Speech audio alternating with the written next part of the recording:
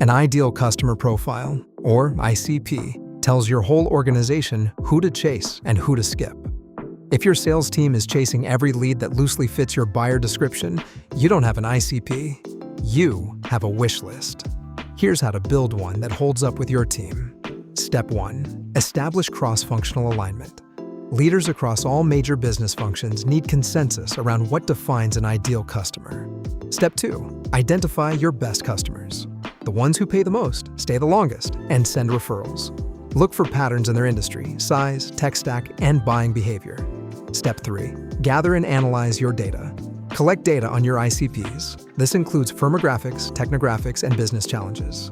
Step 4. Define key attributes that predict success. This includes industry, company size, technology, budget, and buying process.